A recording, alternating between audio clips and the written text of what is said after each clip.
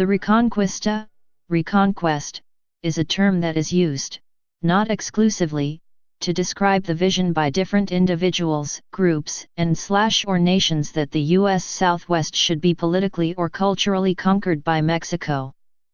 These opinions are often formed on the basis that those territories had been claimed by Spain for centuries and had been claimed by Mexico from 1821 until being ceded to the United States in the Texas annexation, 1845, and the Mexican Cession, 1848, as a consequence of the Mexican-American War.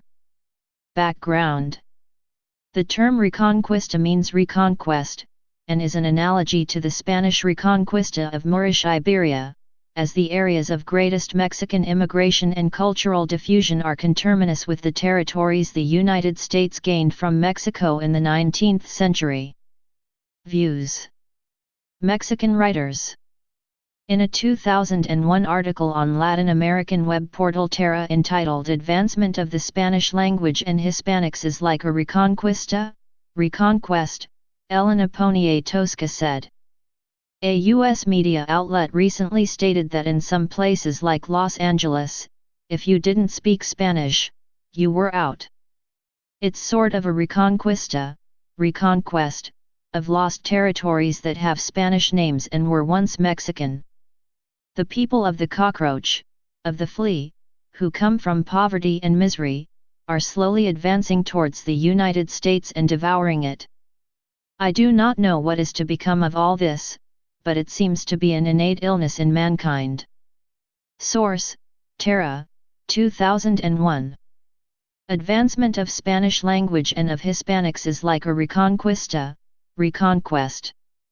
In his keynote address at the Second International Congress of the Spanish Language held in Valladolid, Spain in 2003 entitled Unity and Diversity of Spanish, Language of Encounters, with regards to Reconquista, Carlos Fuentes said, "Well, I've just used an English expression, a reference to having said brain trust in the preceding paragraph, and that brings me back to the American continent, where 400 million men and women, from the Rio Bravo to Cape Horn, speak Spanish in what were the domains of the Spanish crown for 300 years, but in a continent, where, in the north of Mexico, in the United States, another 35 million people also speak Spanish, and not only in the territory that belonged to New Spain first and Mexico. Until 1848 that southwestern border that extends from Texas to California but to the North Pacific of Oregon, to the Midwest of Chicago and even to the East Coast of New York City. For that reason, one speaks of a reconquista, reconquering, of the old territories of the Spanish Empire in North America. But we must call attention to the fact that we need to go beyond the number of how many people speak Spanish to the question of whether or not Spanish is competitive in the fields of science, philosophy, computer science, and literature in the entire world, an issue brought up recently by Eduardo Subirats. We can answer in the negative, that no, in the field of science, despite having prominent scientists, we cannot add, so says the great Colombian man of science, Manuel Elkin Paterroyo, we do not have, in Iberoamerica, more than 1% of the scientists of the world. Source: Congresos de la Lengua. 2003 Keynote Address, Second International Congress of the Spanish Language. In another part of his discourse, Fuentes briefly returns to his idea of reconquista. It is interesting to note the appearance of a new linguistic phenomenon that Doris Sommer of Harvard University calls with grace and precision, the continental mixture, Spanglish or Espangles, since, sometimes, the English expression is used, and, at other times, the Spanish expression, is a fascinating frontier phenomenon, dangerous, at times, always creative, necessary or fatal like the old encounters with Nahuatl, Aztec language, for example, thanks to the Spanish language and some other languages. We can today say chocolate, tomato, avocado, and if one does not say wild turkey, guajolote, One can say Turkey, pavo, that is why the French converted our word of American turkey, guajolote, into fowl of the Indies, oizo dains o dindan, while the English people, completely disoriented with regards to geography, give it the strange name of Turkey, name of the country, Turkey, bird, but, perhaps due to some ambitions that are not confessable in the Mediterranean, and from Gibraltar to the Bosphorus Strait. In summary, Reconquista today, but, pre-factum, reconquest, will take us to factum. The conquest and colonization of the Americas by way of Spain's military and its humanities was a multiple paradox. It was a catastrophe for the indigenous communities, notable for the great Indian civilizations of Mexico and Peru. But a catastrophe, cautions Maria Zambrano, is only catastrophic if nothing redeeming comes of it. From the catastrophe of the conquest, all of us were born, the indigenous Iberian Americans.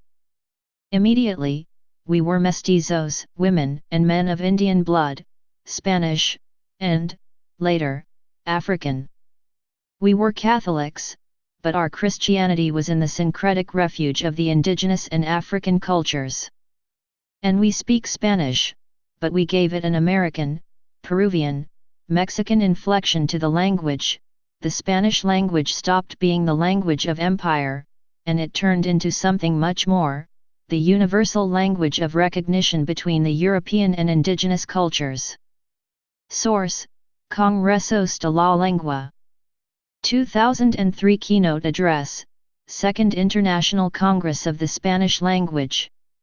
Thus, Poniatowska and Fuentes' concept of Reconquista can be viewed as a metaphor for the linguistic tendencies by a diverse group of peoples who share a common and historical connection to the Spanish language within the Americas over the course of 500 years, which, incidentally, includes the border region of the U.S. Southwest. Nationalist Front of Mexico. The Nationalist Front of Mexico opposes what it sees as Anglo-American cultural influences and rejects the Treaty of Guadalupe Hidalgo, as well as what its members consider the American occupation of territory formerly belonging to Mexico and now form the southwestern United States. On its website, the Front states, "We reject the occupation of our nation in its northern territories, an important cause of poverty and emigration. We demand that our claim to all the territories occupied by force by the United States be recognized in our Constitution, and we will bravely defend, according to the principle of self-determination to all peoples, the right of the Mexican people to live in the whole of our territory within its historical borders, as they existed and were recognized at the moment of our independence." Charles Truckzilla. A prominent advocate of Reconquista was Chicano activist and adjunct professor Charles Truckzilla, 1953–2015, of the University of New Mexico, UNM, who envisioned a sovereign Hispanic nation called the República del Norte, Republic of the North, that would encompass northern Mexico, Baja California, Arizona, New Mexico, and Texas. He supported the secession of U.S. southwestern states to form an independent Chicano nation, arguing that the Articles of Confederation gave individual states full sovereignty and thus the legal right to secede. Truckzilla, who taught at UNM's Chicano Studies program on a yearly contract, stated in an interview that native-born American Hispanics feel like strangers in their own land. "We remain subordinated. We have a negative image of our own culture, created by the media. Self-loathing is a terrible form of oppression. The long history of oppression and subordination has to end, and that along both sides of the U.S. Mexico border there is a growing fusion, a reviving of connections. Southwest Chicanos and Norteño Mexicanos are becoming one people again." Truckzilla stated that Hispanics who have achieved positions of power or otherwise are enjoying the benefits of assimilation are most likely to oppose a new nation, explaining that there will be the negative reaction, the tortured response of someone who thinks, "Give me a break. I just want to go to Walmart," but the idea will seep into their consciousness, and cause an internal crisis, a pain of conscience, an internal dialogue as they ask themselves, who am I in this system? Truckzilla believed that the República del Norte would be brought into existence by any means necessary, but that it was unlikely to be formed by civil war but rather by the electoral pressure of the future majority Hispanic population in the region. Truckzilla added that he believed it's his job to help develop a cadre of intellectuals to think about how this new state can become a reality. In 2007, the UNM reportedly decided to stop renewing Truckzilla's yearly contract. Truckzilla claimed that his firing was due to his radical beliefs, arguing that tenure is based on a vote from my colleagues. Few are in favor of a Chicano professor advocating a Chicano nation-state. José Angel Gutierrez. In an interview with In Search of Aztlan on August 8, 1999, José Angel Gutierrez, a political science professor at the University of Texas at Arlington, stated that we're the only ethnic group in America that has been dismembered. We didn't migrate here or immigrate here voluntarily. The United States came to us in succeeding waves of invasions. We are a captive people, in a sense, a hostage people. It is our political destiny and our right to self-determination to want to have our homeland. Whether they like it or not is immaterial. If they call us radicals or subversives or separatists, that's their problem. This is our home, and this is our homeland, and we are entitled to it. We are the host. Everyone else is a guest.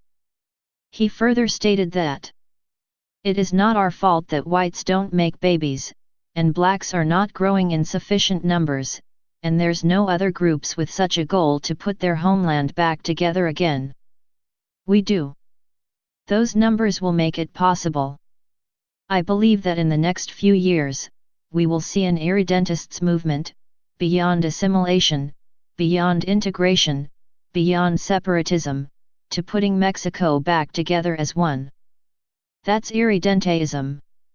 One Mexico, one nation. In an interview with the Star Telegram in October 2000, Gutierrez stated that many recent Mexican immigrants want to recreate all of Mexico and join all of Mexico into one, even if it's just demographically. They are going to have political sovereignty over the Southwest and many parts of the Midwest. In a videotape made by the immigration watchdog website, as cited in the Washington Times, Gutierrez is quoted as saying, "We are millions. We just have to survive. We have an aging white America. They are not making babies. They are dying. It's a matter of time. The explosion is in our population." In a subsequent interview with the Washington Times in 2006, Gutierrez backtracked and said there was no viable Reconquista movement, and blamed interest in the issue on closed border groups and right-wing blogs. Other views. Felipe Gonzalez, a professor at the University of New Mexico, UNM, who is director of UNM's Southwest Hispanic Research Institute, has stated that while there is a certain homeland undercurrent among New Mexico Hispanics, the educated elites are going to have to pick up on this idea and run with it and use it as a point of confrontation if it is to succeed. Juan José Pina of the Hispano Roundtable of New Mexico believes that Mexicans and Mexican Americans currently lack the political consciousness to form a separate nation, stating that right now, there's no movement capable of undertaking it. Illegal immigration into the Southwest states is sometimes viewed as a form of Reconquista, in light of the fact that Texas statehood was preceded by an influx of U.S. settlers into that Mexican province until United States citizens outnumbered Mexicans 10-1 and were able to take over governance of the area. The theory is that the reverse will happen as Mexicans eventually become so numerous in that region that they can wield substantial influence, including political power. Even if not intended, some analysts say the significant demographic shift in the American Southwest may result in a de facto Reconquista. A May 2006 Zogby poll reported that 58% of Mexicans believe that the southwestern U.S. belongs to Mexico. Harvard University professor Samuel P. Huntington, a proponent of the widespread popularity of Reconquista, stated in 2004 that demographically, socially, and culturally, the Reconquista, reconquest, of the Southwest United States by Mexican immigrants is well underway. A meaningful move to reunite these territories with Mexico seems unlikely. No other immigrant group in U.S. history has asserted or could assert a historical claim to U.S. territory. Mexicans and Mexican Americans can and do make that claim. Neoliberal political writer Mickey Cause has remarked, Reconquista is a little extreme. If you talk to people in Mexico, I'm told, if you get them drunk in a bar, they'll say we're taking it back, sorry. That's not an uncommon sentiment in Mexico, so why can't we take it seriously here? This is like a Quebec problem if France was next door to Canada. Other Hispanic rights leaders say that Reconquista is nothing more than a fringe movement. Nativo Lopez, president of the Mexican American Political Association in Los Angeles, when asked about the concept of Reconquista by a reporter, responded, I can't believe you're bothering me with questions about this. You're not serious. I can't believe you're bothering with such a minuscule, fringe element that has no resonance with this populace. Reconquista sentiments are often jocularly referred to by media targeted to Mexicans, including a recent Absolut vodka ad that generated significant controversy in the United States for its printing of a map of pre-Mexican-American War Mexico. Reconquista is a recurring theme in contemporary fiction and non-fiction, particularly among far-right authors. The National Council of La Raza, NCLR, the largest national Hispanic civil rights and advocacy organization in the United States, has stated on its website that it has never supported and does not endorse the notion of a reconquista, the right of Mexico to reclaim land in the southwestern United States, or Aztlán. In an editorial written in Investor's Business Daily, it said efforts by past Mexican government officials to influence the 2016 election was a form of reconquista. This view was not shared in an editorial in The American Thinker, which pointed towards California independence from Mexico in the mid-19th century. Real approaches. Historic. In 1915, the capture of Basilio Ramos, an alleged supporter of Mexican dictator Victoriano Huerta, in Brownsville, Texas, revealed the existence of the Plan of San Diego, which stated goal was to reconquer the southwestern United States in order to gain domestic support in Mexico for Huerta. However, other theories point that the plan was created to push the U.S. into supporting Venustiano Carranza, a major leader of the Mexican Revolution, which ultimately occurred. In 1917, according to the intercepted Zimmermann telegram, in exchange for joining Germany as an ally against the United States during World War I, Germany was ready to assist Mexico to reconquer its lost territories of Texas, New Mexico, and Arizona. Modern. For Chicanos in the 1960s, the term, although not invoked, was understood as taking back Aztlán, the mythical Aztec homeland located in the U.S. Southwest where they believe the ancient indigenous ancestors of the Chicanos emerged.